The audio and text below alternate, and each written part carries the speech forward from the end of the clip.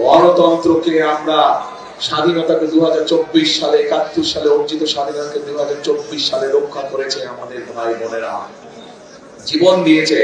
প্রায় 1,500 মানুষকে তারা হত্যা করেছে, 20-25 হাজার মানুষ আহত হয়েছে বিভিন্ন ভাবে।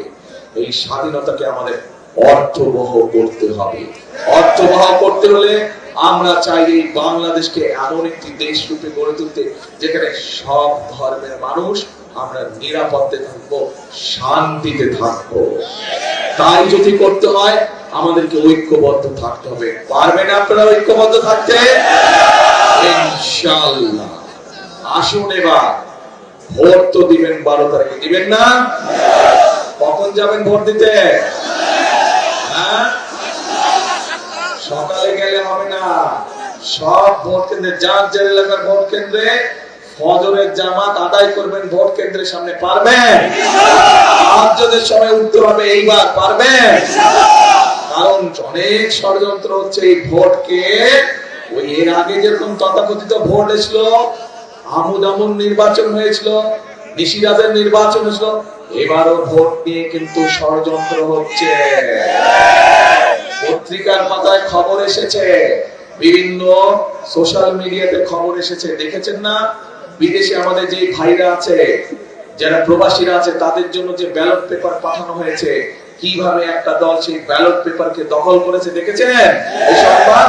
কাজে এই ষড়যন্ত্র দেশের ভিতরেও চলছে। এই জন্যই বলছি তাহাজ্জুদের নামাজ পড়তে হবে।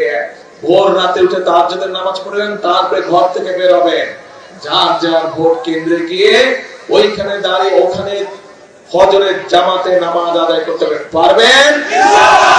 কে পারবেন? হাত তুলেন তো। আলহামদুলিল্লাহ, এত মানুষ পারবে, তাহলে ইনশাআল্লাহ বিজয় সুনিশ্চিত। এখন নামাজ পড়ে, ফজরের নামাজ পড়ে ভোটের লাইনে দাঁড়িয়ে যাবেন। ভোট কেন্দ্র খোলার সাথে সাথে সিল দিবেন। কোথায় সিল দিবেন? একই সাথে ধানের শীষের সাথে আমাদের এখানে দুজন সহকর্মী আমাদের আছে যারা আন্দোলন সংগ্রামে আমাদের সাথে ছিলেন। একজন হচ্ছে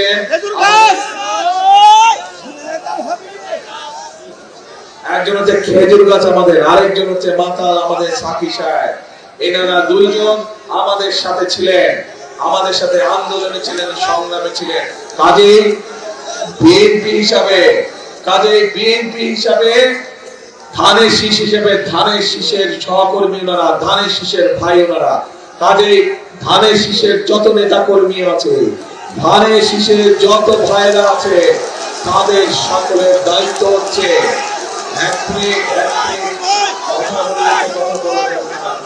হইচই করলে তো কথা বলতে পারবো না, হইচই করলে কথা বলতে পারবো না, হইচই করলে কথা বলা যাবে না।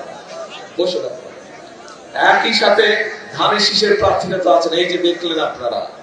এই সবগুলো মানুষকে কেন জিতাতে হবে?